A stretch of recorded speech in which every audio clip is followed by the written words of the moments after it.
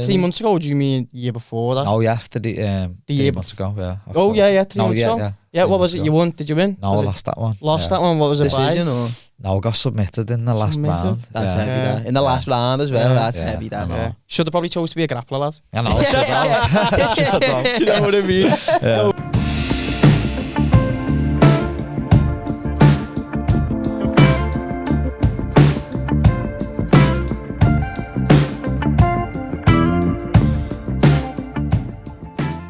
How we doing? Welcome back to episode 10 of the What's Happening podcast. Today we're joined by Cage Warriors bantamweight contender Adam Wilson. Adam, how we doing? Sound boys, thanks for having me on. Good to have you on.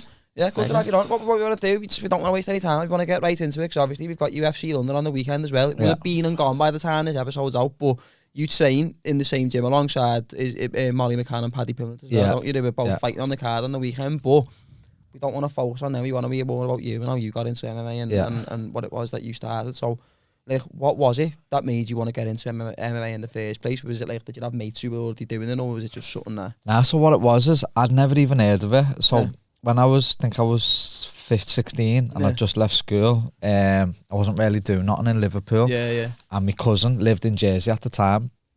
And we used to play on the Xbox together, and he said, why don't you come over here do it a year or 6 months here? So I was like, sound, I didn't have a job, didn't have nothing else, so I thought, I might as well. So when we were over there, he got me into it. He was watching it all the time, and I was like, fucking hell, that's boss, that. I'd definitely do that. And then he was like, would you? Yeah. So I was like, sound. He was like, I'll take you to the gym. This was an MMA gym there at the time. Jersey, it's its own little island as well, isn't it? Tiny, miles away, isn't it? Tiny, like. Small, Yeah, and he took me up to this gym, and then that was it. Started there, and then I come back to Liverpool shortly after that, thinking I was going to start it here. But I thought to myself, I'd rather get fit first before I start. It's a bit of a mad thing to think because you get fit doing MMA, especially like obviously with was it Jersey? You said okay. Yeah, Jersey. Jersey's obviously the MMA scene over there is not as it won't be as like competitive. Do you know what I mean? So before you enter the Liverpool MMA scene, which is obviously growing even more so now, you obviously want to make sure that you're fit and obviously got a better, sure you're not going to go in and stamina. Was it always MMA that you first started, or did you ever do anything specific like boxing and karate? I'd done like Thai boxing and boxing since I was a kid. But like I'd always been like in and out. I'd never actually stuck to it for more than like 6 months at a time. So I was always floating in and out of stuff really. Did you ever have any Muay Thai fights, or was it just straight you were just training Muay Thai and I had intercubs. Muay Thai intercubs with Next Gen. So, but our Thai coach at the time, Carl, he was getting us them. So I only done a handful of them and a handful of boxing ones as well, through the same gym. Nice. So you had a bit of a background before you went in, like you weren't just going into MMA blind with like no clue of what was. Yeah, I mean, I had a rough idea. Do you think that's a benefit? You know, specialising in one thing before you jump in MMA, because obviously now MMA is just as a sport in itself is growing, isn't it? So a lot of people are just starting MMA. They're not really focusing on, let's say, boxing, karate, judo, whichever. Do you think it's more beneficial to have a speciality, let's say, or do you think it's better to start from learning everything? I think it's better to start from learning everything, because we've had like boxers come in the gym and like the style doesn't suit to MMA, so they've had to change the style. Supposedly. So it's like they've learned one thing and then they've had to take it all back and start from scratch again. I suppose if you spend years training, like say for example boxing, you're gonna naturally be used to it, even when you just spar and getting in a certain stance and fighting a certain way. So it probably is better to cover all bases when you first go in. Like when you first started training and that, like obviously you said you went over to Jersey for a few months and you were with your cousin. Did he watch the UFC all the time? Yeah, he was proper. So when you first got into your training, was there any fighters who when you were watching it over there with him, was there any fighters who sort of like, who was your favourite fight when you started training yourself? So the first fight I ever watched was George St. Pierre versus Josh Koscheck. That was a scrap as well. Yeah, it was years ago. Like that was the first time I ever watched it. But when I left that gym in Jersey, the lad ended up one of the main people in there ended up being the Bellator light heavyweight or middleweight champion. Yeah, Lee McGarry. His name was. How long ago was it that he was champion there? It must be going back about 3 years, I think. Yeah. I'm sure he beat Tito Ortiz for the belt.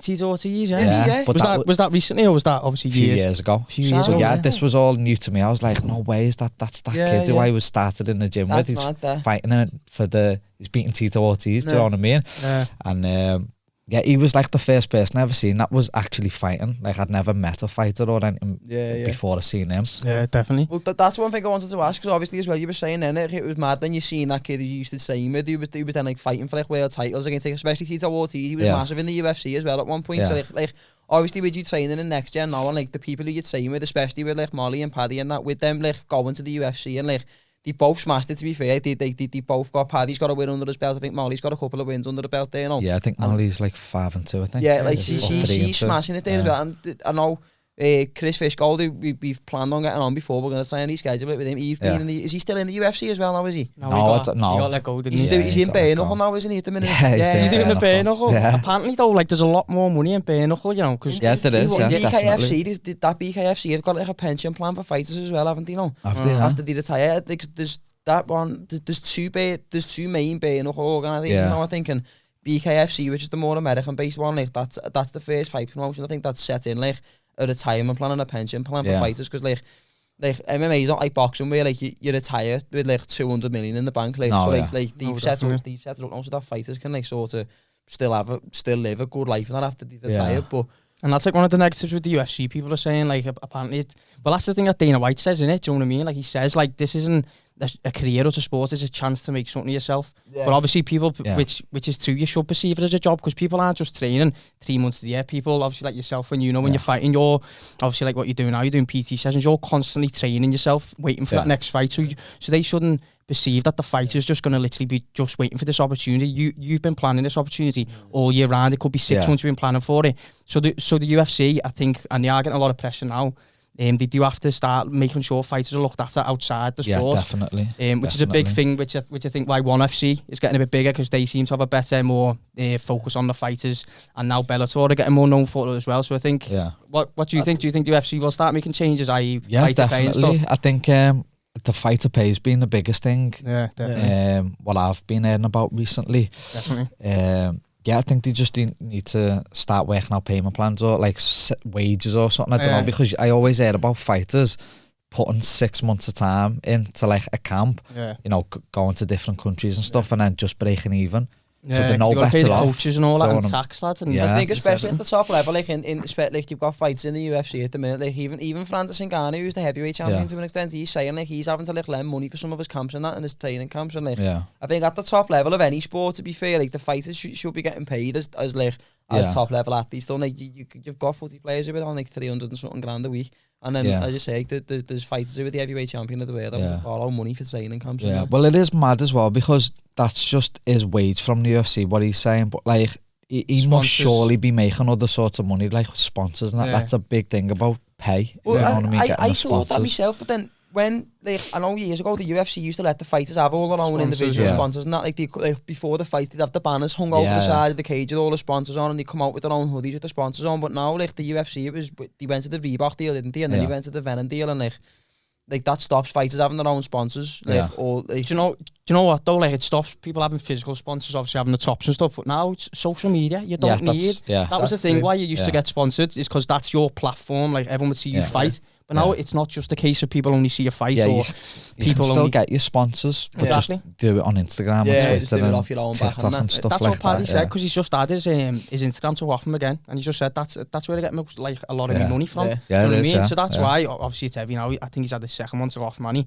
That Instagram don't even take that into consideration. Do you know, like, thinking like this kid's trying to make a living from this, and we're just going to take him down without even trying to consolidate. But that's a different issue. Just to go on to fighter pay, obviously you've had 7 professional fights now.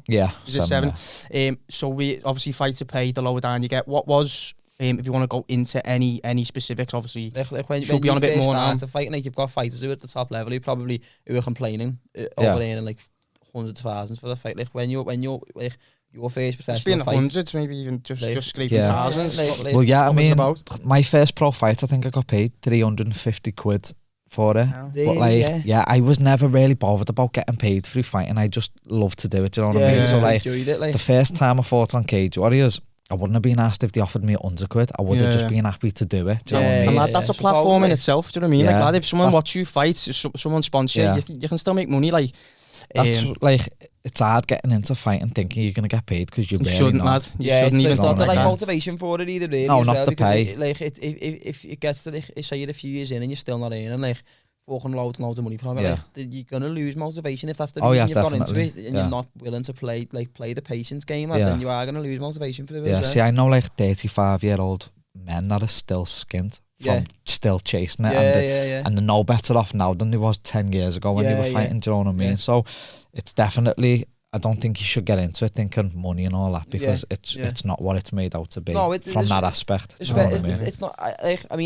you obviously know more than me as well, but like, it's not even the case if it's not necessarily what it's made out to be. I don't think that's the right reason to get into to get into something any martial arts. If you're going into it just to earn money, then you're going into it for the wrong reason. I think it's the same with anything. Like, you want to do it because you enjoy it. If you're just doing something to get paid, I don't think you should be doing it myself. No, definitely not. Like, definitely. That's what I wanted to touch on as well. Like I was saying, like, obviously, like, it's easy for people to like lose motivation through, like, obviously say they're not getting paid what they feel they should be getting paid or anything like that. Like, is it easier in your situation? Like how many days a week would you say you're in the gym at the minute? 6 days a week. So you're in the gym, like, they probably like more than you're not at the minute. Oh yeah, I think definitely. it's fair to say. Like, is it easier to stay motivated? Like, because obviously, like, you've probably known like the likes of Paddy and Molly for years, but given what they're doing at the minute and the platform they've managed to build themselves with being in the UFC and looking at how big they've gotten in the UFC, does that help with keeping you motivated? Like, looking around and seeing like it can be done because like it's right in front of me. Yeah, definitely. See, I've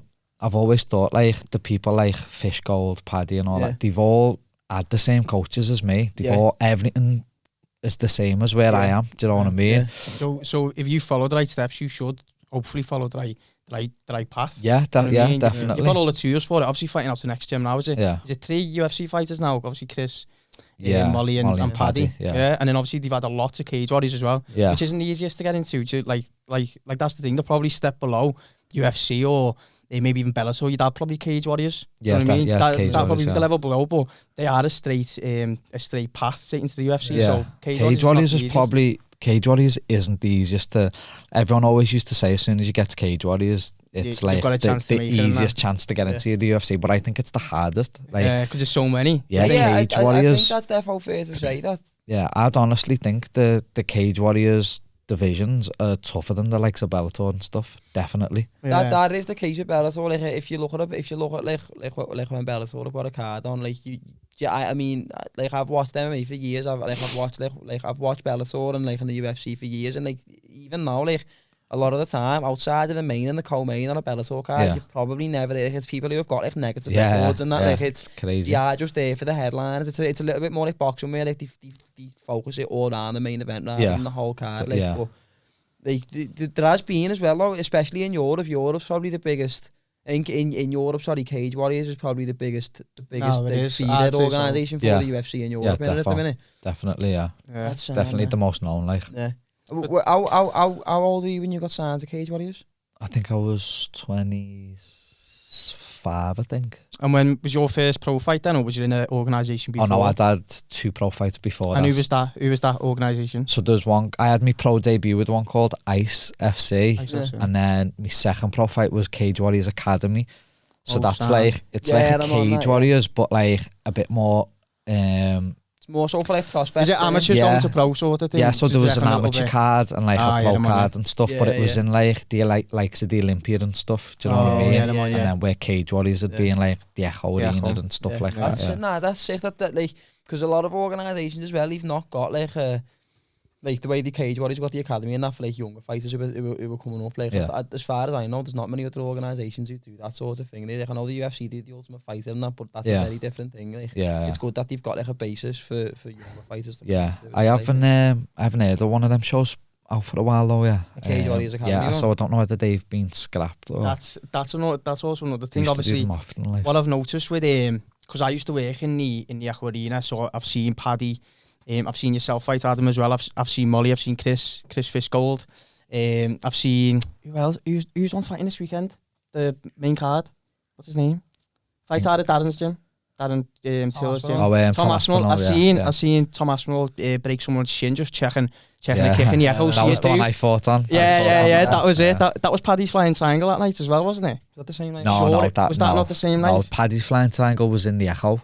No, so that was in the Echo, but that was in the exhibition centre, I think. Might have been a different night, lad. But anyway, what I've noticed, which is a good thing, which is why obviously Paddy and obviously all the stars coming out of Liverpool now have done so well, is it's allowed obviously yourself and other Liverpool fighters to get onto cards, because since Cage Warriors, or since Paddy and Molly have left Cage Warriors, there's not been many cards in Liverpool. So do you think that'll have a long-term effect on MMA in Liverpool, or do you think that's something that just new fighters are going to have to try and make their own way? Because obviously Paddy and Meatball, they did out. Yeah, you know there's a lot of people from our gym signed to Cage Warriors now, so I think Cage Warriors could come back to Liverpool and sell it out without them, just with the fighters that definitely could. There now. Do you know what I mean? I think especially having those names and like that's probably worked wonders for the MMA fighters who were coming up in Liverpool as well, and fighting out of Liverpool, because like there's people who otherwise they might not have been exposed on a platform that big. Like I'm sure you felt it yourself, like popularity wise as well.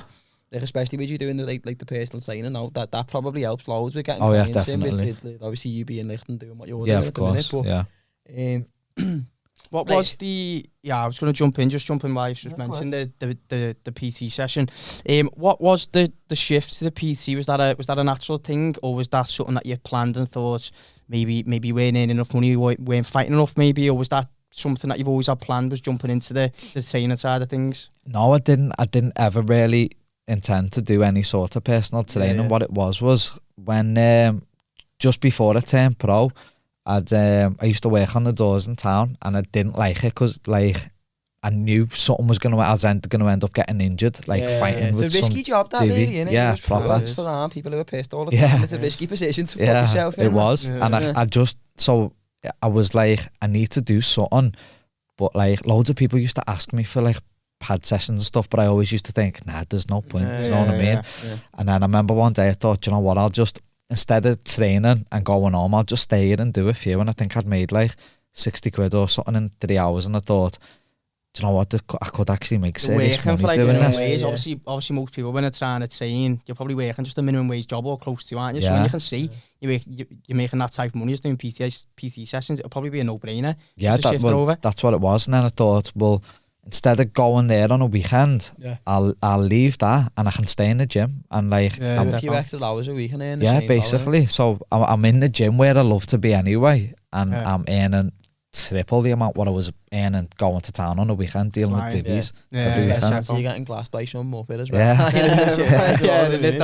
I see bouncers get some shit in town as well. Like, what was that? Have you got any like what was the worst thing that you reckon you seen while you're on the doors? Was there any particularly bad things? There was loads that I could write a book. I always remember a gay lad throwing a glass at some little scally had said something to him. I can't remember what it was, but it happened right in front of me, and he threw this glass, but he threw it that hard, it proper turned to dust, it shattered that bad.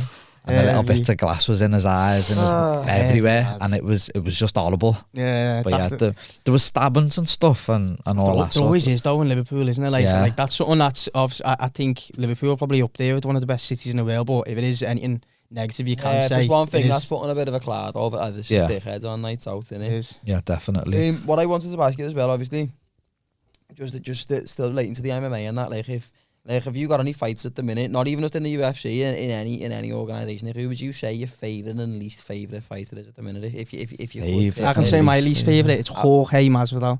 100%. That kid's about 50 and chatty. He's like the newcomer to Jesus. Bro, like he had two decent straighteners, or three maybe. He had a decent one against obviously Darren Till. He had Nate Diaz, and he was the one before. Didn't he have a decent one before that as well? No. Ben Askren, They're only three decent fights, lad. And like, the kid's on the mic, Paul, preaching like he's like one of the best. He's gonna. I get it, but like he's turned fake too quick, but. What's your best?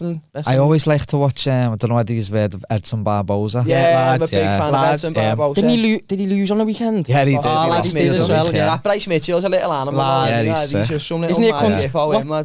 He's crazy. What's he call himself? Like he calls himself the country Khabib, doesn't he, or something? He said to Khabib, lad, you can come to me farm and fight cows and that. Do you know what I mean? Yeah, lad. Yeah, there he is. Nah, I like Barboza. One of my favourite fights recently was it Barboza versus what's the fella's name? He landed the 1-2 and it was dead delayed when he knocked him out. Oh lad, that fella who landed the 1-2, Might have to narrow it down a little bit. Yeah, it was, yeah. He hit him, didn't he, with the right hand, and then the kid just carried on moving and then just dropped, didn't he? It was scatty that. Oh, I'd have seen that. Yeah, where he hit him with I think he hit him on top of the head or something, didn't he? Discombobulation, that, innit? It was a weird one, that, but he had a proper war at 55 with Dan Hooker as well, didn't he, a few years back? That was a heavy fight. That if there's one fighter as well, like who you could be locked in a cage with for 15 minutes, who would it be? Like a fighter you just genuinely can't stand. Or it could even be just to see what they're like in the cage as well. So even like, for example, Izzy Adesanya, when he fought Anderson Silva, he said he didn't even want to go in there just to, like, obviously to punch his head in. He wanted to go in there just for the privilege of it. So just for being in there, even just for that as well. Yeah, I'd probably say someone like Anderson Silva myself, or Jose Aldo, a bit more by my weight class. I think that they were levels above though, lad. You know, like at their time, they were like just miles. Do you know, like the same way McGregor was when he came in? He was just levels above most of them. That's what I think. A lot of that as well, though. Like it comes to like the way they do it. It's the same with a lot of sports. Like if you watch footy from back in the 80s, now 90% of the players are shite compared to what 90% of them are now. But there's that little 10% that stand out. I think people like Anderson Silva and even GSP and that. Like, oh yeah, definitely. Even though they were in their prime a few years ago, if they were about today in their prime, I think they'd still be up there, wouldn't they? Against the more modern fighters. Definitely GSP. He'd definitely say. I reckon GSP, if he was still about now in his prime, I think he'd still hold the belt. To be honest, I think like he was too well. Like I think the only person recently, I think, who can even come close to GSP, especially in the similar weight classes, is probably Usman, I'd say. Yeah. I think he's the only one who's been close to approaching. Would you not say Khabib? Obviously, Khabib's just retired, but lad, he's still active. He'll come back at some point, I think. I can't see that. You know, what do you reckon? How do you reckon he ever will? I can't see it myself. I don't know. I mean, I always say, I think Conor McGregor was on his way to winning that fight. I think he was. I think. Do you know what? With McGregor, lad, and we can all say he had his eyes on money. He didn't have his eyes on winning that fight.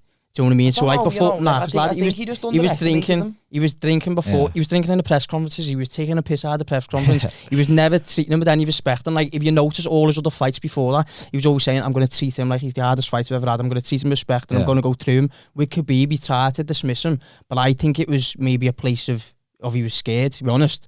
And he tried to hide it behind all the antics, all the drinking. Because even now, when he says why he lost in that, it's because we weren't in the right place and that. It's like, well, I just should have been in the right place. Do you know what I mean? I think a little bit of that, like not necessarily just lack of respect. I think it was just a lot of it. He underestimated him. I think he underestimated how good his grappling actually was. Because like looking back to that fight, if you look at like the first exchange when Khabib shot for that first takedown, McGregor stopped the initial takedown, but then it was the chain wrestling which led to him eventually getting the takedown. Different type of wrestling, that Dagestani wrestling. It's not for point side. It's for putting someone out, lad. Do you know what I mean? It's horrible. Like I've always wondered that as well. Like I've only ever done a little bit of MMA myself. Like very minimal training and that. But like you fought at like a professional level. Like would you rather like let's say you're in the Echo, like God forbid you were to lose the fight, would you rather get out grappled or battered for 25 minutes and go to a decision, lose the decision, or dead quick get knocked out and then let that be that? Yeah, no, I'd rather go to the decision. Like, do you reckon? Like, would you rather take the extra damage over 25 minutes? Yeah, I mean, I don't know. I think if you get knocked out, it'll always. It's always there. Type it's thing. Always there. Yeah, it's true. Like I don't know. It's just. But I think, do you know what was that fight? Was it Khabib versus Michael Johnson? Do you know where Khabib saying to him, lad, just tap? And Khabib's just taking the blood. That's something where, like, obviously when you're fighting, lad, there is a point when you reach your max. You can't do no more. But fighters aren't going to tap off punches, lad. So like that was a point where you think, lad, just spark him. Every time I've seen someone tap out to strikes, they've been ridiculed for it. You know what I mean? That's usually where they gassed out, lad. It's not like they're scared of the punches. I think one thing that I think it should be a little bit more common in MMA, it's not exactly uncommon in boxing, is if your fighter's getting, like as a coach, if your fighter's getting his head punched into the point where like it could be long lasting damage, I don't see any shame in throwing the towel in. No, yeah. Can you throw the towel in MMA, by the way? I've never seen it, can you? It's only ever happened like a small handful of times from what I know of anyway, but like, I think it should be more down to the refs though to notice all that sort of stuff. There is a few refs at the minute, especially at like the top level, who they are known for like Herb Dean and Mario Yamasaki as well. They're known for letting fights go on for far too long. But, I don't think it should be as frowned upon as it is in MMA to have the towel thrown in, because like if you're like the way I look at it, let's say you're in a 5-round fight, you're at the end of the 4th round. And as the coach, you can look at the fighter and go, like, he's not. It doesn't matter what happens in this next round. Unless he knocks him out, like, we know with the way it's going. I don't think it should be looked down upon as much to throw the towel in. I think for the safety of the fighter more than anything else as well. I mean, like, sometimes you can kind of see the way fights are going. Like that Max Holloway, Calvin Keita one. Yeah, like that was our last. That could have been stopped after the that's what I mean. He's got the most punches in. Is it most punches in a fight by like double? By like double. Lad, then fights get to a certain point, and I think everyone can kind of see what way it's going. So I don't know why people wouldn't. Do you know what I mean? I think a lot of it as well, though, is because like you like it's not exactly the same, but it's very similar. Like when a referee stepped in, like when they're not quite fully out, but like they're on the way there, the ref stepped in. The fighters complain about it because they're like, oh, you know, I was covering up and this and that, and like they don't know because like they are days, like they are getting the ref you're concussed, so you don't know what you've took in the last 5 minutes. Do you know what I mean? But, like, I feel like fights like the Calvin Keita fight, and like they done the right thing, I think, stopping the Holloway Ortega fight at the end of the 4th round. Yeah, I think they did, but like that Keita fight, that could have been stopped at the end of the the same as Sean O'Malley and that Chris Martino. Do you know that kid with the green hair? He was filled in, didn't he? But I mean, he's it's mad though, because he's still like walking forward, so you kind of can't stop it. You know what I mean? He knows what he's doing. Like if he's walking forward and willingly taking the shots, then I suppose it's how he's choosing to fight. Really, he wasn't even signed by the UFC, was he, for that fight? I'm sure. It was a late replacement or something. I think it was like O'Malley had like 4 opponents top out, didn't he? And then that Chris Martino, he was fighting on like a regional circuit in America, like he wasn't signed to like a big promotion or nothing, and like they had no other options. Just so they brought him in, they threw him in. He fought again the weekend just gone. In the UFC? Yeah. He had red hair this time though.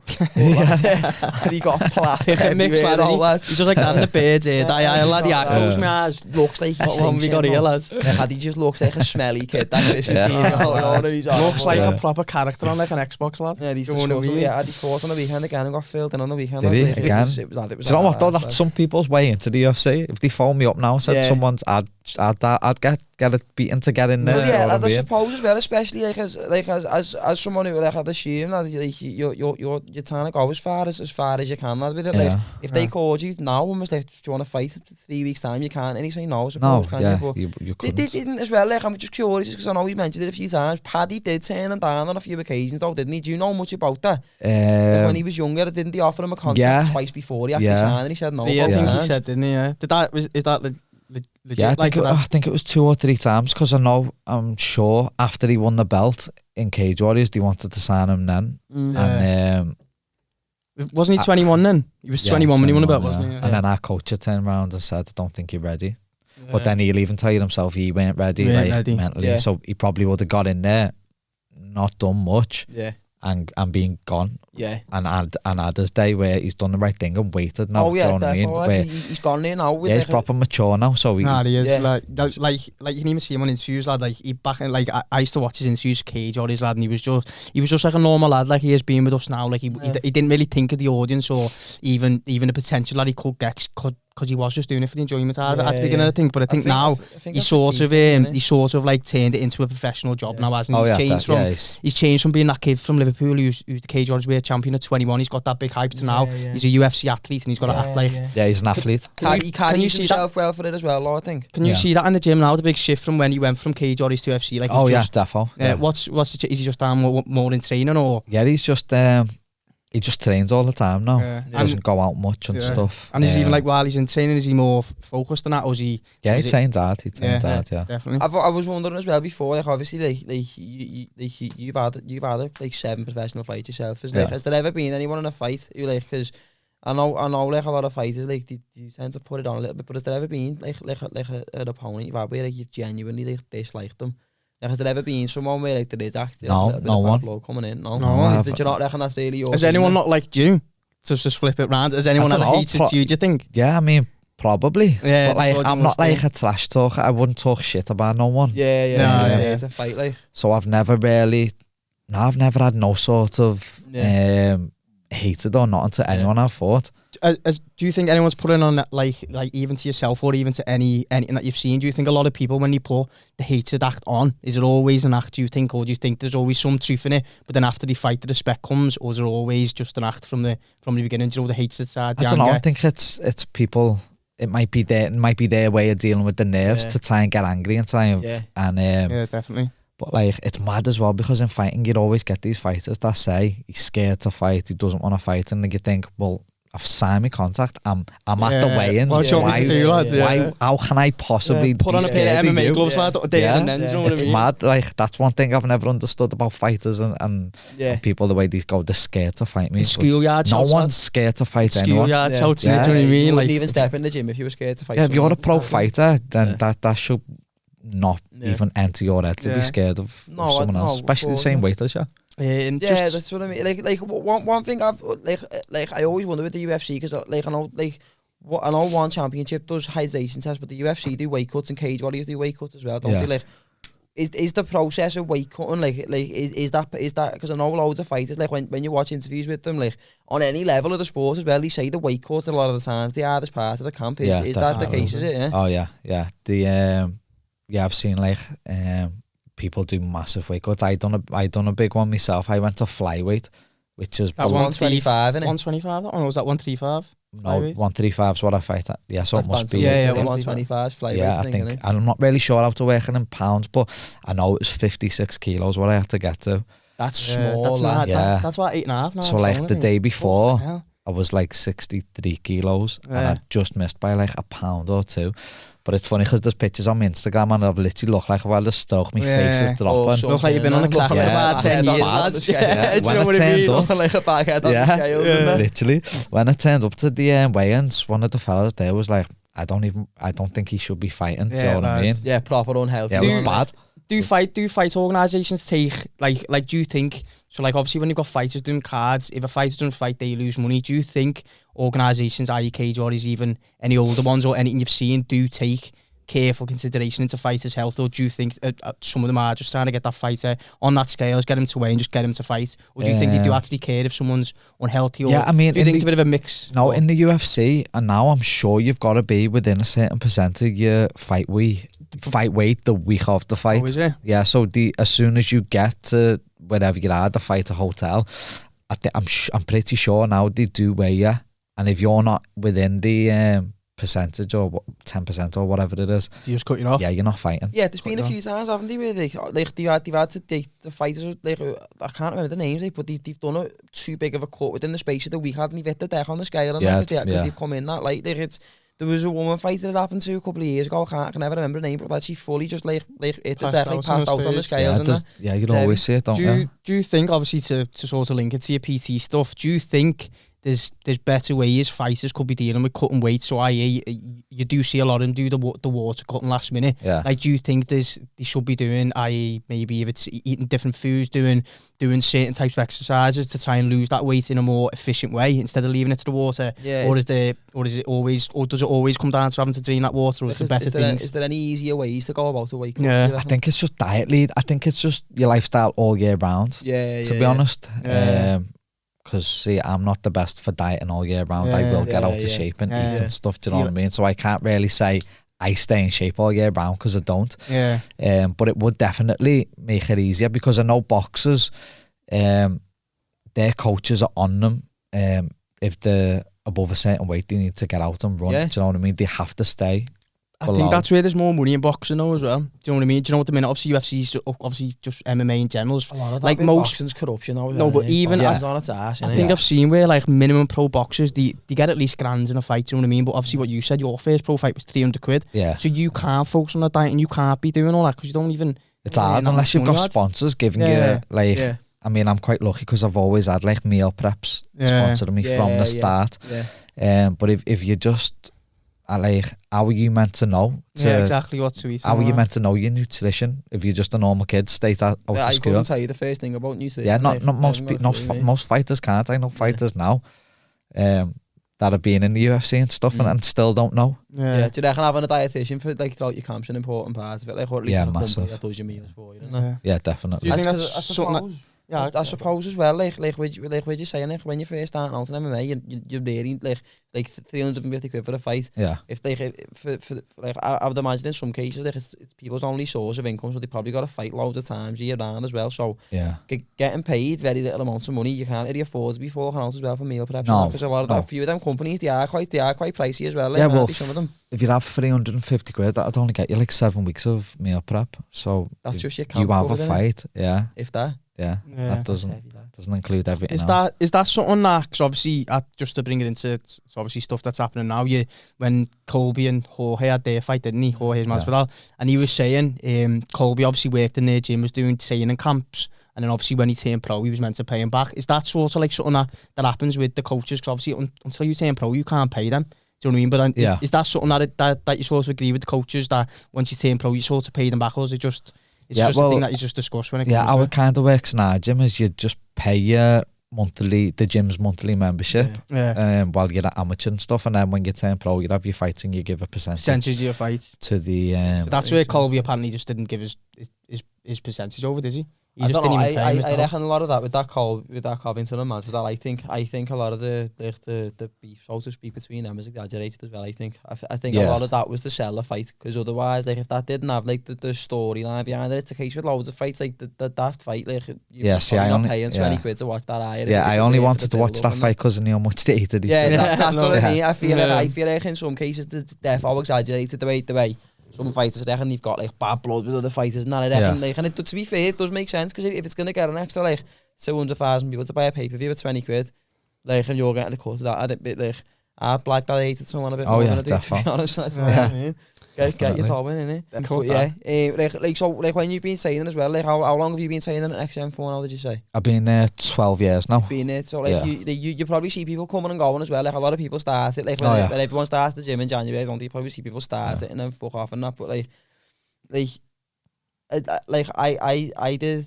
did a bit of training, you know, Sapphire MMA and Heighton. Yeah. I trained there on the business park for a few months, and like there was some lad there done his ACL. Yeah. And I was training it, and you heard the pop out, and it was disgusting. Yeah. That's the ligament. That's the ligament. Ligaments in it. It was fucking disgusting. Like, I was on the other side of the mat. Everyone was rolling, and I don't know what happened. I don't know whether he tried to sprawl a takedown or it was during a transition or what. But you just heard this proper horrible pop, and this kid couldn't stand up. Like, have you ever seen any proper bad injuries? I've seen that. Like, someone had been on the floor and someone else had wrestled and dropped someone on top of someone's knee. And I'd seen like his kneecap on the other side of his leg. Broke noses and fingers and... Probably the worst thing I seen was when Tom Aspinall... Yeah, that's the worst thing I've ever seen as well.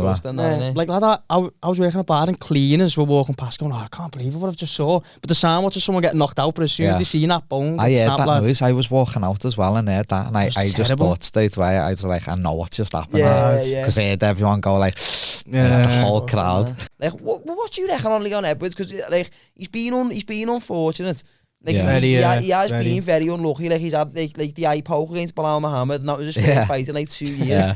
And then obviously like he had loads of opponents pull out, and then he's just absolutely went through Nate Diaz. But that fight's remembered by that one left hand that Nate Diaz landed. Like do you reckon? Because I know he's fought Usman 4 years ago. Like I'm assuming you watch a lot of the UFC as well. Like do you reckon if him and Usman was a fight again now, do you reckon the results would be any different, or do you reckon Usman's improved as well? No, I just don't see anyone in that division beating Usman. Usman's got hands, well. I think because he cut a lot of weight as well. When it comes to fighting like that, he's much bigger as well, especially at 170. Like, what do you think he naturally weighs at? I reckon he's at 210. He walks around about 200 pounds, 210. He's 170. It's crazy, isn't it? That's the same with Khabib. Like, lad, even Dustin Poirier, he's apparently walks around at 190, doesn't he? Goes to 155. Yeah. He used to fight at 45 as well, didn't he, Poirier? Yeah, he did, Madness, lad. I surely there's got to be health effects to big weight cuts. If you're cutting like 15, 20 pounds, but people who are cutting 30, 40 pounds, surely that can't be good for your body over time. Definitely not, especially your kidneys and that. Kidneys are everyone says the worst thing, isn't it? Yeah, when you do these weight cuts, the first bit of water that comes out your body is off your brain. That's why people get knocked out quite easily. I don't even know what to do. Well, because your brain's dehydrated as well, you are going to be more prone to apparently that little I'm not too sure. It's like a layer little of sack, water around your brain, innit? If that's gone and you get it, and your brain's just bouncing off the inside of your skull. So that's probably why people go to sleep so easily in MMA. Yeah, especially people like you get a lot of like a lot of the older fighters now, like they're starting to cut down weight classes, aren't they? Like Frankie Edgar used to fight at lightweight, did he? Now he's fighting at 35 at bantamweight, and like Aldo's done the same. He's went from featherweight to bantamweight. Do you reckon that could maybe be like, obviously now steroids is getting? Do you reckon this is just a separate question? Do you reckon that could be because of steroids are getting taken out the game? And to Adam, do you reckon steroids is still in the game as much as it was? So I feel like in the UFC they've got USADA, haven't they? Your manager, all that, and they do like they can turn up at your house at like 3 in the morning. USADA and be like, we need to do a piss test now, and like just to try and catch you off guard. But like like at a higher level, it must be more difficult to get away with it because you've got commissions like monitoring it, but like. In Cage Warriors, like what's their process for like trying to clamp down on that? Because there's obviously still people who are going to try and get away with it. Yeah, so and it definitely is. You see some juice sets bouncing around. Yeah, I've fought loads. I've definitely fought loads. Do you reckon there's people who've been on the juice when you fought them? Yeah, 100%. Is it that easy to get away with though? Well, they don't test in Cage Warriors. Oh, don't they not? No, I've never been tested for steroids. So for all I know, every single person I've fought could have been on it.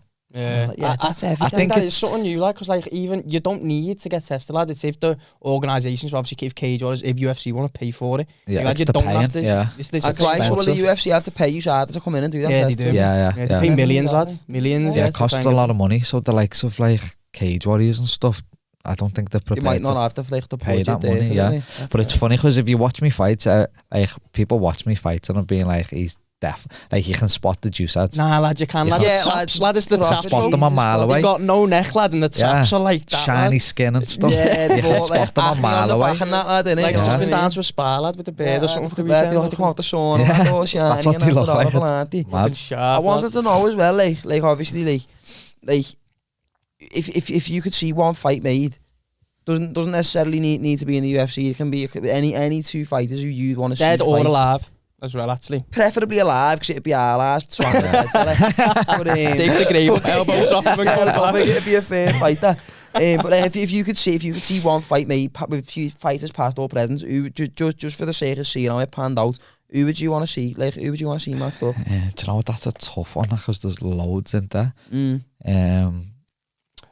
you know what I would like to? I'll just jump in. Do you know what I'd like? Anderson Silva and Michael Page from Bellator. Oh yeah, you know what I'm because like them to have the same style. Do you know where they go the opponents? Do you know what? I think I'd rather see Adesanya than Michael Page. I think that'd be more competitive. I think Anderson Silva would run through him, lad. Yeah. Do you reckon? Yeah. Well, nah, that Michael Page, he's good, and obviously that I can't say nothing, but Page. But like, if you look at if you look at who Michael Page is fought as well, like a lot of them, like he has been sort of cherry picked opponents as well with Bellator. Yeah. He's one of the biggest stars, isn't he? So like, the last time I watched Michael Page fight, I'm sure someone was saying that he was fighting a builder or something. And when you watch the fight, it was proper fat out of shape fella. Just he fought Douglas Lima, didn't he? Yeah. Got his chin took off by Douglas Lima, and then he fought him again. And then won a decision, didn't he? Yeah, he fought some Irish fella, and I remember there was proper murder on Twitter over it because everyone was like, "Why is he fighting him?" Yeah, you know what I mean? But that's what you were saying before. Like you said, Cage is obviously quite difficult to get into more than Bellator. But that's where I'm saying Bellator. And even UFC to begin with, when obviously McGregor came in, they focus on a few stars, don't they? Do you know what I mean? So them few stars, lad, they're usually levels and levels above everyone else. So Michael Page, lad, the lads used to watch him fight, and he used to be the exact same as Anderson Silva back in the UFC. Do you know, we weren't that big, he used to take the piss. Yeah. It's different levels of opponents as well on Bellator, isn't it? Like obviously, like Anderson Silva was doing that against the best in the world, like Michael Page is doing it against builders. Like it's the best in the world at the time, no, lad. But like even now, you think of the fighters that he fought, like Anderson Silva was levels, lad. There's so many levels above him. Yeah. If you got any two fighters, if you could see them matched up together, like if you got like a dream matchup, like past or present fighters. You know what? I don't actually watch MMA that much, you know. You're not really watching, Loads of people always ask me about fights and that, and I don't ever really. I know the obvious ones, just through like Twitter and Instagram and stuff, but I don't actually. The last time I stayed up for a card was McGregor and Aldo. That's the last time I stayed up to watch a live card, yeah. That's like people in Mackey's say they don't eat the food that much. That's when I started staying up watching live cards. That's like people who work in Mackey's say they don't eat the food that much, because there's always live. Yeah, it's can't be arsed going home and eating it as well. Everyone always says, like, that's proper weird that you're a fighter, but you don't watch the fight. Yeah, I would have thought, like, obviously, like I don't know myself, but I would have thought, like, obviously we're saying it so much and constantly and I would have thought like you'd watch a shitload of it, to be honest, just for fucking. Well, I mean, I think it's nice to leave it in the gym sort of thing, do you know, over a weekend. So I suppose when it is a job for you as well, you probably you don't want to be in the gym all day and then go home and watch fellas having a straightening, like, I suppose. Like that's fair. There's nothing worse as well when you're on nights out and people come over and go, when are you next fighting, or what are you weighing and stuff. I think fucking hell, leave me alone. Yeah, that's what they do. Like, I'll never not be rude to someone and say fuck off, but I'll keep it dead blunt, do you know what I mean? Yeah, especially if you're out with your bird or you're out with your mates sometimes, I just think, especially when you're eating, lad. Like, lad, I couldn't think of anything worse, lad. If you're trying to eat, even if you take a bird on a date, whatever, lad, and you're trying to eat, some kid comes over and is like, hey, can I get a picture of that? You'd be like, lad, let me finish the spag ball, let me finish let me finish paying for your cocktails, lad. Do you know what I mean? I'm the opposite, mate. Get back on you. I've had a few people clock me when I've been out in town from like the podcast or from doing the stand-up and that, and like, lad, I've got all the time in the way for me. She's big fan, lad. Big fan. But yeah, I love it, me, lad. I get proper made up, lad. I stop and like I'll stop them and speak to them, lad. It is good. It's like when people appreciate sort of thing. Do you think the difference is where obviously what you're saying, people are coming up to you saying when you're next fighting, do you think they're just saying that just to jump on a bandwagon? But you know, when people even just have a discussion with you about previous fights, like make it more personal, is that where you'll take time? But you know, when people are just coming up to you and you can tell they're just doing it just to talk, because they don't care really. Yeah, what happens is if you get the same questions, do you know what I mean? So it's like it's not like I'll have a tattoo on your foot with answering the questions. It's always the same questions. It's like no one ever comes over and goes, I remember that fight, and do you know when that happened in that fight, did that hurt and stuff? It's not like them sort of questions. It's always when you're next fighting, what's your way? Do you know what I mean? What are you doing out? It's the same stuff. Get in the gym, lad. But stopping you coming in this fucking you got your ID, lad. Yeah, one thing I've always wondered as well, like, because it's something that's always proper and intrigued me, like, what's the process of actually getting a fight booked?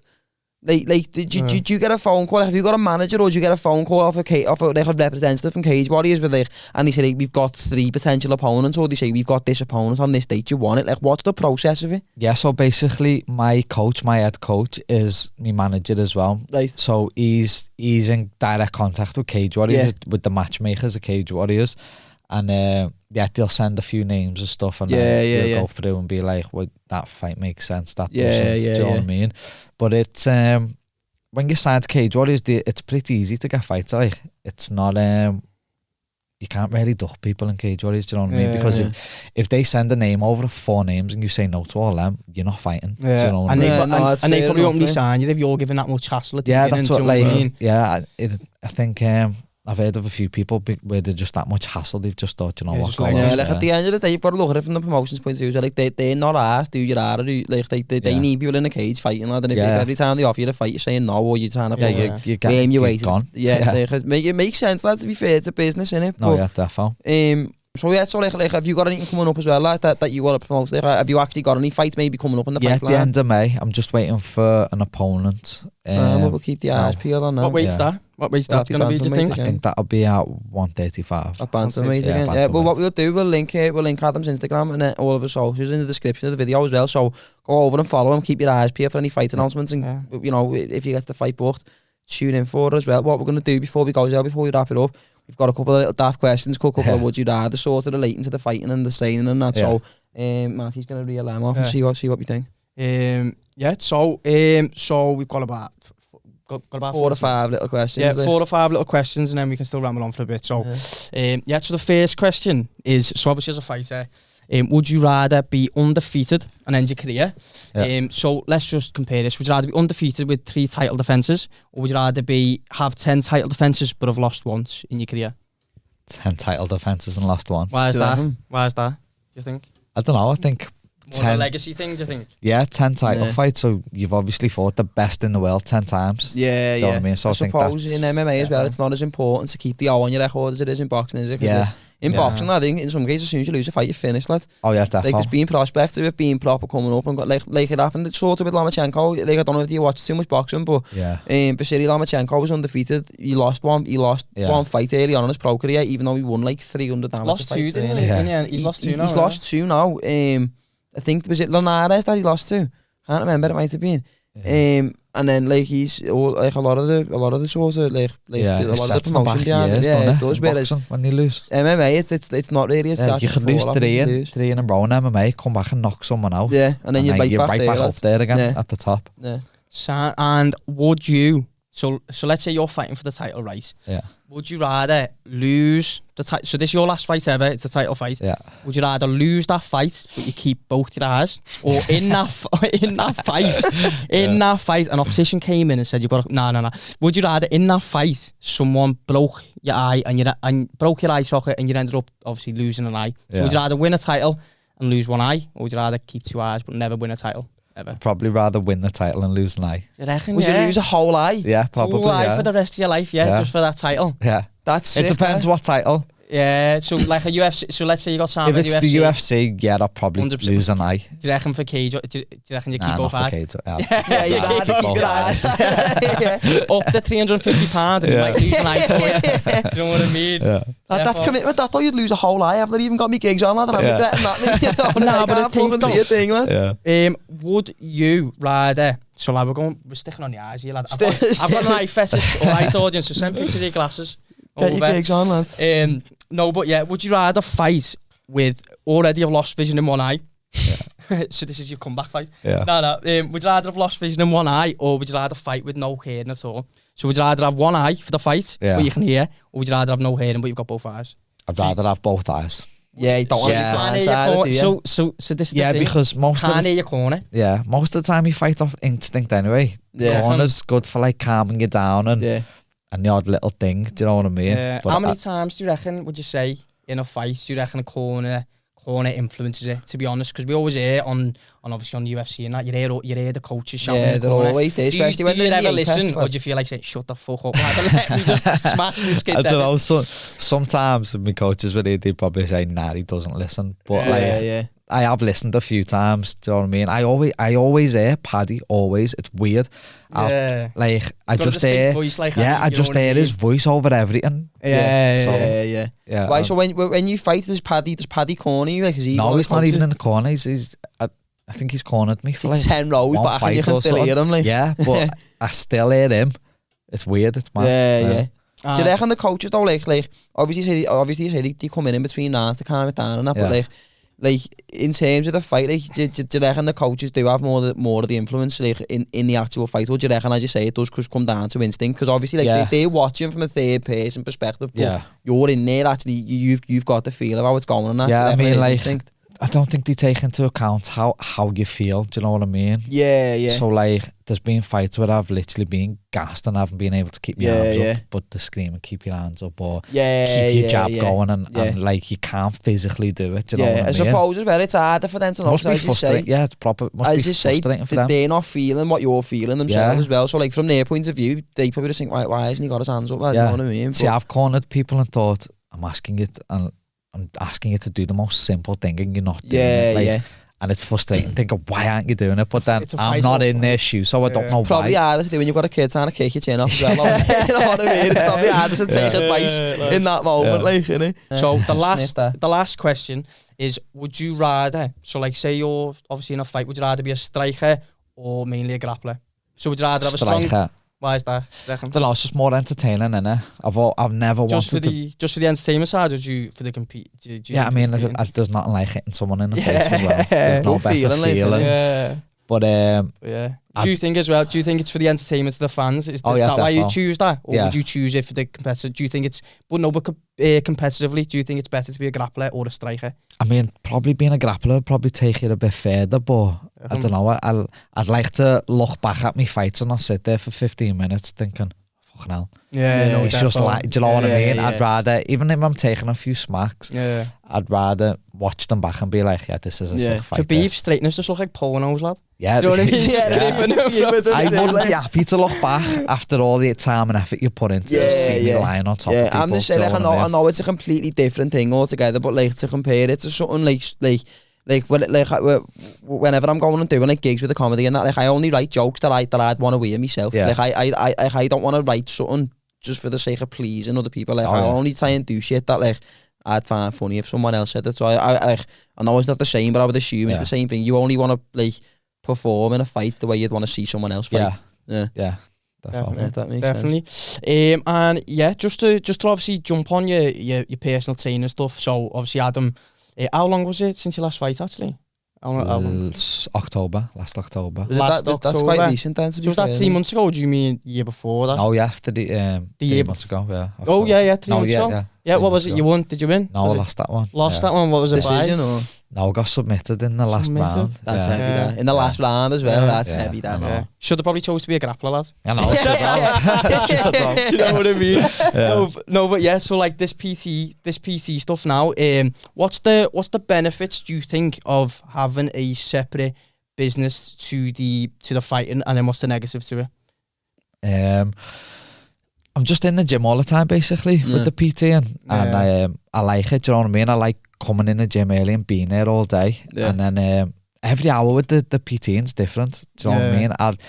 It'd be boring if it was the same person, but like every hour's different, do you know what I mean? So before I know it, the day's gone. I suppose each person who's coming in as well, each person who's coming in for like a PT session, like I would assume they've all got like a different goal as well. Like some people might be coming in to like lose weight, some people are coming in to just keep fit. Like so, I suppose you've got to sort of tailor. I mean, I don't know, like, but I would imagine you've got to tailor each class to each client specifically as well. So I suppose it will keep it quite fresh. You know what? Most people just come in for a chat as well. Yeah, they just want to sit down and have a brew. Like I PT some funny characters as well. Who's your funniest client, you reckon?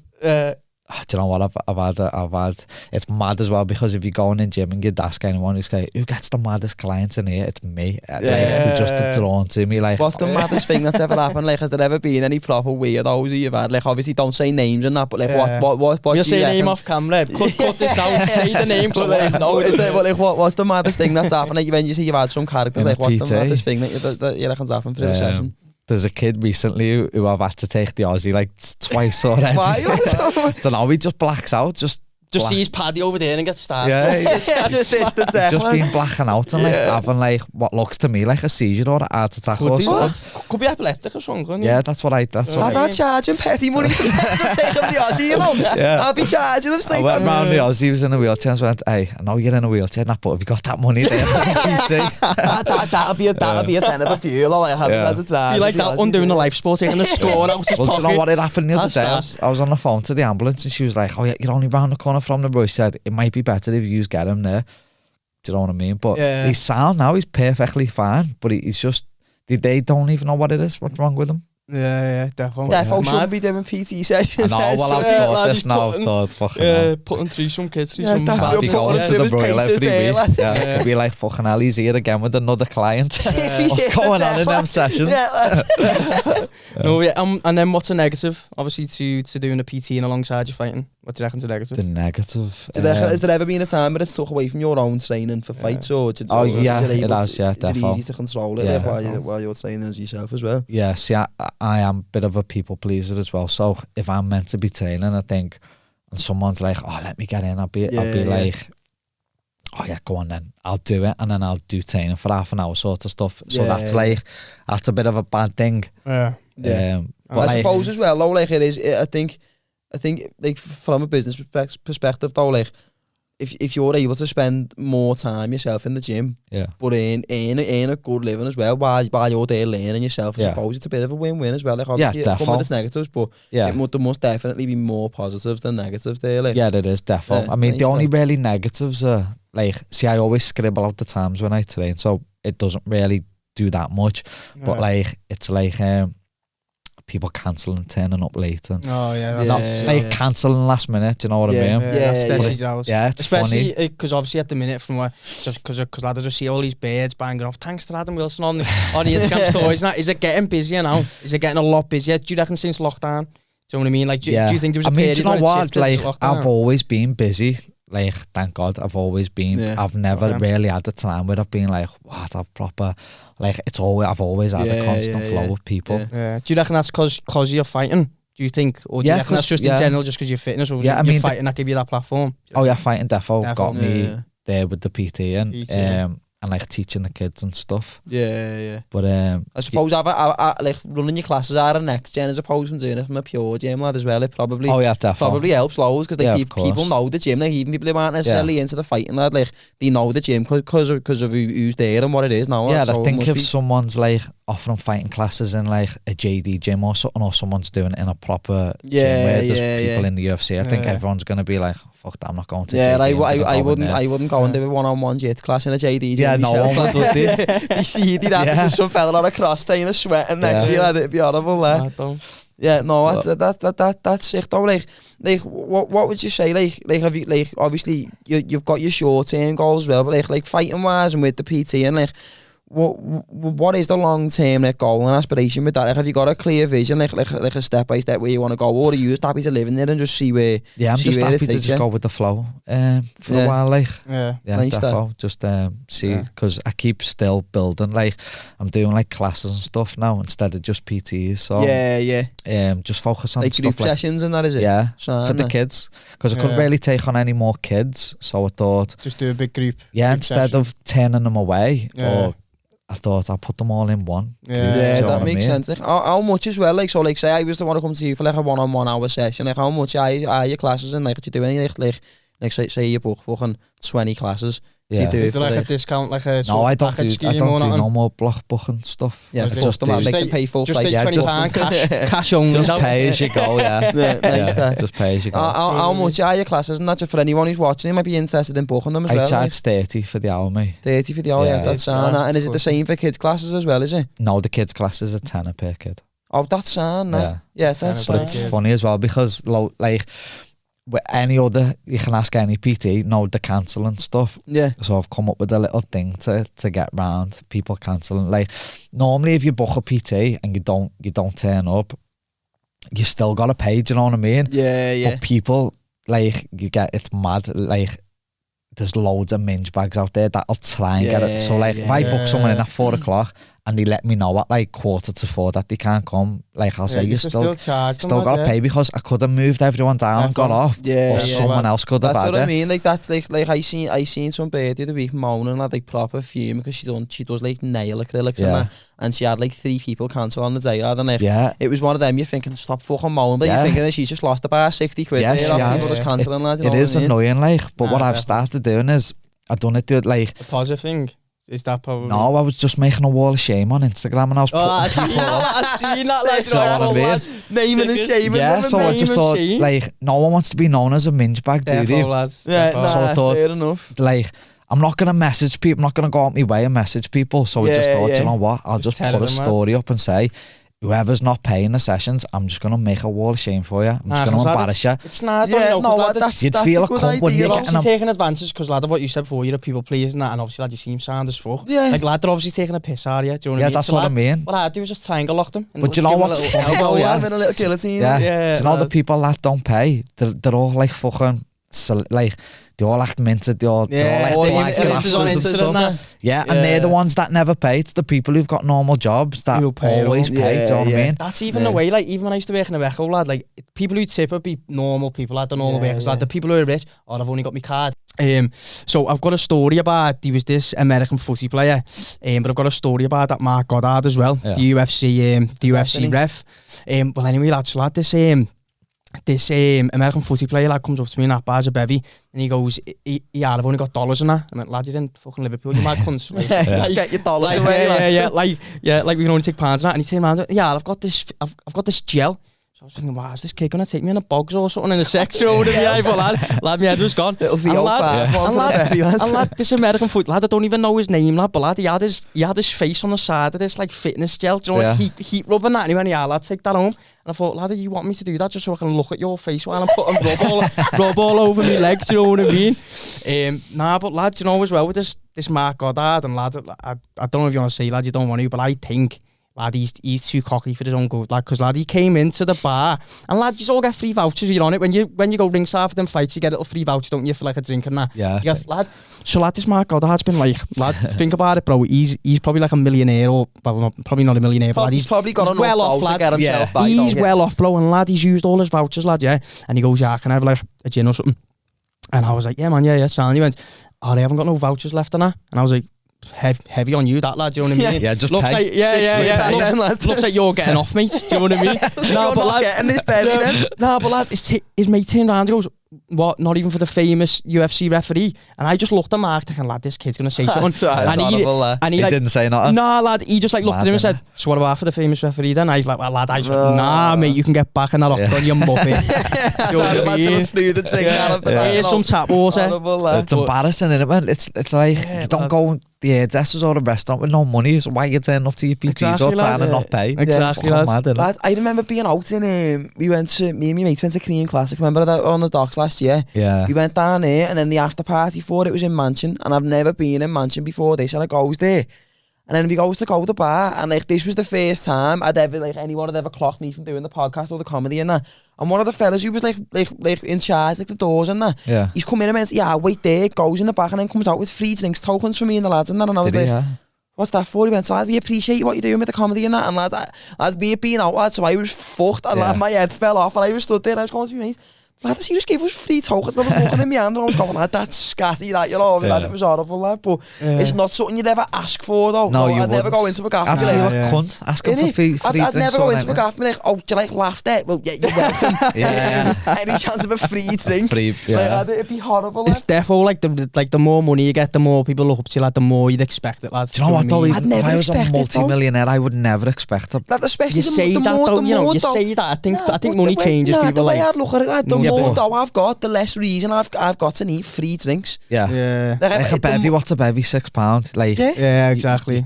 It's £6. It's more embarrassing that you're asking for a free bevy for £6. You just spent £6 on that fucking Tesla that you're paying a month, lad. They come in with a 20 bag watch on and go, can I have that £6 drink for the depot, lad? They go, scruffy cunt, lad, get out the gaff, lad. Do you know what we'll do as well, because we didn't do a full fight prediction? So we are starting off the main card, and we've got Jai Herbert. We spoke about him a little bit earlier. You were familiar with him from Cage Warriors, and didn't you say as well that they were looking on matching him up against Paddy back in Cage Warriors? Yeah, I think so, yeah. He's fighting, I don't even have to say his name, lad. It's like Toporia. If you don't know who he is, you probably won't. He's the one who had a bit of a fucking confrontation with Paddy in the fight hotel the other day and got hand sanitizer. Have you seen the video? He got a bottle of fucking COVID. Got a bottle. COVID's still about, lad. Yeah. Got a bottle of Kleenex bounced off his head, lad. I don't know too much about either. I've seen Jai Herbert fight on a card a few months ago back in the Apex, but how do you see that fight going? Have you got any? What are they? Featherweight then? Lightweight, that one. Lightweight, yeah. From what I seen, lad, you know what, lad, I've never seen the pair of them fight, but from what I seen, that, what's his name, the one who Paddy bounced the sanitizer off his face, lad, he just seems like a little fucking hype beast, do you know what I mean? Like, there's only reason why you go up to Paddy when he was doing it is either one, you're not focused on your fighting, because lad, you've got to fight the weekend, like, lad, you shouldn't be doing none of that, you know what I mean? Or two, you're only doing what you're doing to try and make money, and obviously, lad, if he's jumping on Paddy the way he was, it's got to be for the money thing, so I'm going for the other fella. I hope he loses, lad, just because he carried on like a divvy. I'm going to go for Jai on that one, just because I've watched him, I haven't seen nothing to do with it. On the card as well. Let's see a picture of that, Jai. It won't open a bigger picture, it's the list of the fights. That's him there, that's it, it's that. But up next as well, another teammate yours, we've got Molly Mcann, Meatball, Molly fighting Luana Carolina out there. Obviously, I've seen Molly's fight. I don't know much about whoever the fuck it is she's fighting, but like, how do you see that fight playing out? Like, if you had to, I see Molly defo winning now. Have you got a prediction? Like, how do you reckon she wins it? I reckon either Molly TKO or it'll go to decision. Yeah, I was going to say Molly will win the decision. I reckon it's a safe bet. I reckon Molly's like easy, like fucking unanimous decision. Easy. And you've got Gunnar Nelson as well. You were saying earlier, your head coach in the gym has trained with Gunnar Nelson back in the day. He trains at SBG in Ireland now, I think. Yeah. He's fighting Takashi Sato. I'd like to think Gunnar Nelson would win that just based on I'm going to go with Gunnar Nelson. I've never really heard of the other kid as well. So, I think that's a safe bet as well. And obviously next on the card, another teammate of yours, Paddy the Baddy versus Rodrigo Vargas. I'm going to say Paddy. I reckon submission round 2 myself. Do you know what? I'm going to say Paddy knockout, mate. Do you reckon a knockout again? Do you reckon he's pulling info in the hands again? Nah, I reckon it's going to be an egg kick or something. Yeah, do you reckon something's he's got a decent left high kick, hasn't he? Do you know, like, the kid's a southpaw. Kick a little bit, doesn't it? Do you know what I mean? The kid's a southpaw, so it'll be Paddy. Easier for him to be landing on the more open side as well. Well, obviously, this is a few days before UFC London, but when we've recorded this, but it's going to come out probably about a week or so after. So if you want to make a little official prediction now, I'm gonna say Paddy by egg kick. Do you reckon egg kick? What, that'll be calling the round, or I'm gonna say round 2. Do you reckon there's a little bit of a back and forth? I just reckon there's a little bit of a straight in the first, a little bit of a scrap, and then he catches him. When I've watched that kid, he seemed to get dead tired in like the second and third, and Paddy, I'll just take him then. Yeah, well, have you had to watch much footage of him in the gym? Like, have you been helping Paddy train for the fight and that? Have you watched much? I mean, I've been his partner for a few sessions, but I've not been like his main I'm not a southpaw. I've not been his main. I've not like his main sparring partner or training partner. He's been training with a lot of southpaws, but I think because he's knocked the last kid out. Do you reckon he's going in there confident? I think he's going to go out and try and knock him out again, and I think he could definitely do it to this kid. The thing is as well, though, I think even if he doesn't knock him out and they get into a little grappling exchange, he's definitely got it in him to fucking put submission out the bag as well. We've seen it countless. I've been watching Paddy, lad, since about lads, like probably the same time I started watching McGregor, like 2014, 2015, lad. Every single one of his straighteners, he'd be fighting someone who's usually a lot bigger, and all he'd do is just submit them. That's all he do, lad. The kid would have heavier hands than him, and lad, all Paddy'd have to do is just choke him out, triangle, whatever. But I think now with what you're saying, obviously Paddy's going to start using his hands more. I think once you get a feeling for the hands, the same with Usman now. He starts using his hands a lot more. You start wanting to fight like that. So I think Paddy's got the itch for the little cheeky. I think a lot of that as well. I think a lot of that, like especially with Usman, I think a lot of it was confidence. Like you look at Usman, lad, you look at the fucking size of him. All he's got to do is land a clean shot, and as we've seen in the Masvidal fight, you go on a kip, and I think like they've always got that, especially professional fighters, that they've always got that in them. But I think it's just obviously your confidence must build. If you start knocking people out, especially if you are a grappler like Paddy's, like his main practice is jiu-jitsu. But if you start knocking people out as well, you like it's not just ability wise, it's confidence as well. So you're going to be confident, I think, on he's going to throw stuff what he wouldn't normally throw. So his confidence is proper grounding. I don't know. Do you think egg kick round 2 then? Yeah, I think he's going to catch him with the egg kick, mate. I reckon it'll only be hands or submit me. I reckon a late submission. I reckon submission late round 2. If I had to just make a prediction, if I was guessing, I'm going round 1. I mean, submission would not be a bad. Wouldn't surprise. We don't put a flim on it here. Put a flim on it, lad. Throw a on the table, lad. Come and collect it from the gym if you win. And then up next on the cards, there's a bit of an interesting one because you've got Arnold Allen fighting Dan Hooker. Dan Hooker used to fight at featherweight, went up to 155. Was talking about going up to 170 last year, but then he's now back down at 45 at featherweight. Arnold Allen's on, I think, an 8 or a 9 fight winning streak as well. How do you see that fight going? Because Dan Hooker's got a straightener in him. But any footage I've seen from him from fight week this week, he's not looked good. Like, he's not looked healthy. He was on the scales in his hotel room. What day are we on now? Thursday, I think on Tuesday, Wednesday. And he still had like 17 pounds to cut. And I don't know what that is in kilos, that, but he's got to cut that by Friday, and that's in 2 or 3 days. That's a lot of weight to cut that.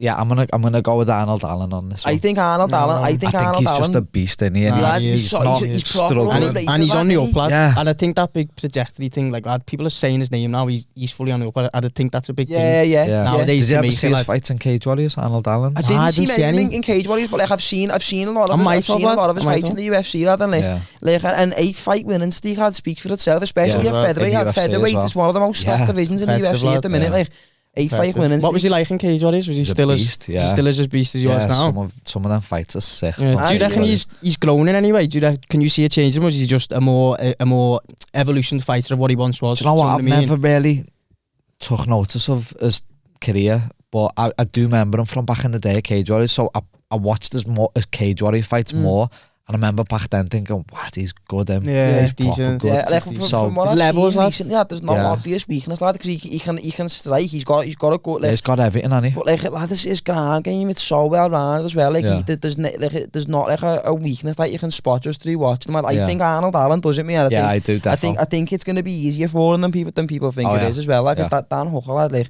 He's what, lad? He's 4-3 in his last 7, I think, isn't he? Is he? Something like that. Like, it's not exactly like he's been smart. He's had some good fights, but he's not been winning them. Know what I mean? No, yeah. And then the main event, Alexander Volkov versus Tom Aspinall as well. Tom Aspinall trains in in probably the only gym in Liverpool that's coming close to Next at the minute, Calvon, where Darren Till fights out of as well.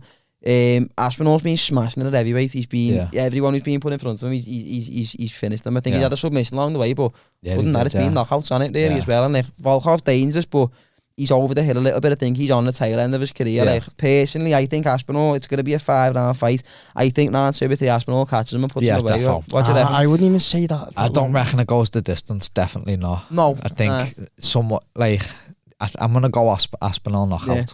Within the first 3 rounds, I reckon. Yeah, I reckon I've got a feeling it's going to be 2 or 3, because I think like Volkov, like, obviously they're both big, they're both heavyweights, lad, but Volkov's big though, isn't he? Like, his reach is, he's like, what, 6'6", 6'7", like, he's a big, obviously Aspinall's big, but Volkov's rangy. Like, he's lengthy as well, so I think it might take him a little 5. He's tall, isn't he? Tall, he's 6'9", I think, Volkov's huge, lad. Like, I think it might take him a little round or 2 to figure out his reach and work how to get inside, but I think when he does, lad, he's powerful as well. I think he runs through him. What do you reckon yourself, Lee? Yeah, I reckon I'm going to go Aspinall. Early stoppage, defo. Do you reckon early? Yeah. Yeah, I can't see it while he's fresh, Yeah, I think I can't. While he's got that spring in his that lad, his footwork's so good. Lad, his footwork's so good. Well, he trained with Fury for years, didn't he? Used to be a boxer, didn't he? Yeah. Same with Fury, did he? Yeah, he's sparred with Fury. I think he was his main sparring partner for years. I seen an interview recently of him saying Fury saved his career. Yeah, really. Well, I didn't see him like Aspinall's hands, like, they're rapid. Yeah, I mean, like, they're faster than. He's deceivingly quick, and you wouldn't I would look at him and think that's what's going to happen. That's what I mean. You'd think, like, obviously he's a heavyweight, he's a big guy. You're going to assume he's got power, lad, but speed as well. It's real. He's quick. Probably the only other fighter with speed and power is John Jones. Probably the only other fighter. I think light heavyweight. Maybe not light heavyweight. You do get the odd few, but back then and now, lad, probably John Jones. You're probably the only bracket you put Aspinall in. I'd have Tom Aspinall outboxing John Jones any day, mate. I don't think John Jones is going to do well at heavyweight. I've got a feeling like it's and for a few different reasons. He's not fought properly for fucking for a good couple of years now. Was it Reyes his last fight, or did he have one after that? I think he fought Thiago Santos after it. They got banged by Reyes, I think. I think got outboxed by Reyes. I think going to featherweight, he's like, he should have done it earlier in his career if he was going to do it. I think this, like, he's not a natural heavyweight. He's tall and slim. Light heavyweight, that way. Looks like he's put too much weight on as well. It doesn't look right. It looks it's not slim weight, lads. It looks like he's put the wrong type of weight on, and I think it, like, and if you look at his some of his more recent fights at 205 as well, he wasn't finishing people. I think his last finish was the Gustafsson knee-match, and other than that, it's been decisions, and arguably he's lost some of them as well. Like, Cormier finished, but he was on fucking what's it called? PED. I don't like Jones myself, but like, I think at heavyweight, lad, he's. I don't think it's a good move, man. I think he's only doing it for the money, isn't he? That's the only thing, because there was no one else at the time when he started shifting to heavyweight. It was before Gary. What's that fella you were saying before? Before he started, before any new light heavyweight prospects were coming. So that's when he was thinking, lad, I've just come back after 3-4 years off. I've just got the title again. Like, what am I even fighting in this division for? That's what I mean. He cleared the division, didn't he? So the next thing, like, he obviously can't go any lower. So but he couldn't have made 185, but. Like his legs are skinny, though, aren't he? Like, his legs, like he's got, like, there's no muscle mass on his legs. He's got legs like Wilder. I'd take John Jones over Ngannou, though, you know. I would. I'd take John Jones to beat Ngannou. So, like, I think that'll come down, because obviously Ngannou showed in his last fight, like, he can grapple if he needs to. Like, he's obviously got the strength for it, but, like, John Jones, I think technically is a better grappler. But I think Nganou's so big, and Nganou's big as well, and he was throwing him down. So I think if Jones can't secure a takedown on him in the first couple of attempts, like, I think, like, skill wise, John beats all the heavyweights, but I just think it's gonna be how his body is. It's whether he can hold up with it, I don't know. Yeah, that's like whether his condition's gonna conditioning's gonna. I'd love to see him get knocked out at heavyweight. You know, I like him. I used to like him. I used to, lad, until he keeps doing lad. Obviously, lad, we all do. Like we're all sitting here now that any fighter or anyone doesn't go out for a drink or doesn't whatever, whatever, all that stuff. Everyone does, but I think what he's done is he's took it for granted the position he's got, and he's still behaving like he's an amateur. Do you know what I mean? But because that's the thing, because he was so many levels above everyone else back then, he was the same as Anderson Silva. That's maybe why Anderson was bad on PEDs. Do you know what I mean? Where he just took advantage of the position that they're in. Yeah.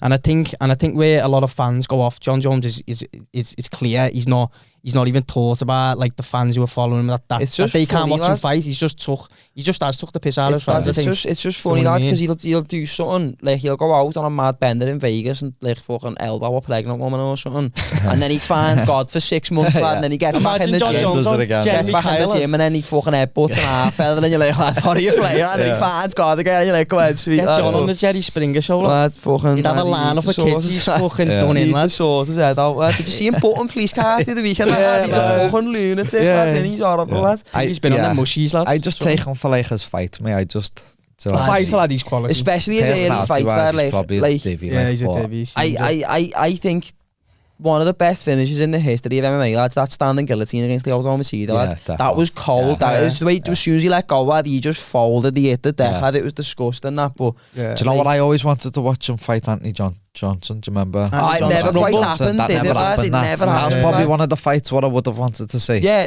That was talked about for years as well, wasn't it? But yeah, because I always remember Anthony Johnson thinking he'll defo clip him. Out of everyone, he had that scary power, Anthony Johnson did. It was like he just, even if it didn't land clean, if he landed, you were going out. I think that scary power only lasts for a certain amount of time. The same with McGregor. Like, lad, I can't see McGregor knocking anyone out anymore. I think that power, what you're saying, the scary power, the scary knockout power, the touch of death, I think that's only a slim. I don't know. I think with McGregor, like, he was cutting stupid amounts of weight to get to featherweight. So then by the time he weighed back in, he was fighting at 145, but probably the night of the fight I'd weigh him 165 around there. So he's fighting fellas who are weighing 150, 155. Yeah. And lad, he's taking the chin off, and then he goes up to lightweight where he might not always have the reach advantage or like the size advantage, and his power didn't carry as well. Yeah. And it's like because he's really fighting like welterweights, isn't he? Yeah, that's what I mean. I think you've always got to go up at least 20 pounds from someone's fighting weight. Yeah. At least, it's the same with Covington and Usman, lad. Like Covington, like he doesn't cut much weight to get to 170. Yeah. But Usman's coming down from like 200 pounds. Like I think technically speaking, if you put on the pound for pound, taking the weight out of it, Covington's probably a technically sounder fighter than Usman.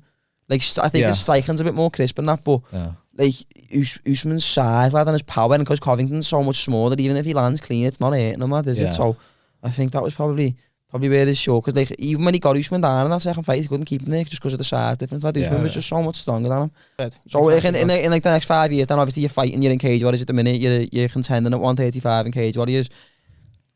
5 years time, have you got a picture, then you know where you want that to take you, like? Yeah, definitely. The next 5 years, I think if I haven't won the Cage Warriors belt and been in the UFC or close to, I think I'll definitely look to be turning it in, like. And then just focusing on the PT, do you think? Yeah, if it's not, that'll be the goal for the next 5 years, definitely. To have either won the belt, be fighting for the belt, or be in the UFC. Yeah. Well, so everyone keep an eye on Adam Wilson on the UFC, on your BT screens. Adam Wilson should be fighting for the belt somewhere, or if not, you'll be in your local gym doing PT. So you'll see him about. Yeah. Keep an eye out. What I'll do as well, I'll link his Instagram down in the description as well. Are you on Twitter, or do you use anything else, or does it mean you're just Instagram? Just Instagram, you're doing your PT info? That Instagram plug it. You want some of that camera? Oh yeah, what have a look on the camera.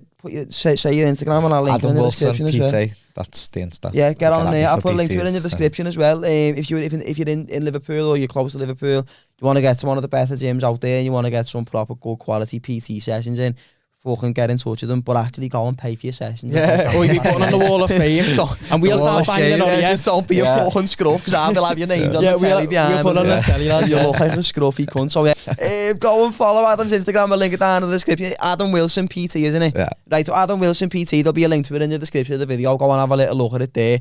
Adam, it's been good having you on, lad. Thanks for having me. Appreciate it. It's been a pleasure having you on. We'll link all of our social medias in the description as well. If you've enjoyed the episode, tune into the next one. Keep your eyes peeled for it. We'll see you in the next one. Peace out. Peace.